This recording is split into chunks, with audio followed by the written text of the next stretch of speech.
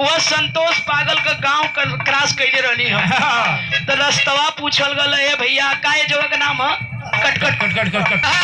कहाँ है जी का गालू हम गली बस भैया हम समझ गई हम मत बतावा हम पहुंच गई वैसे ही एगो दुलही के मरद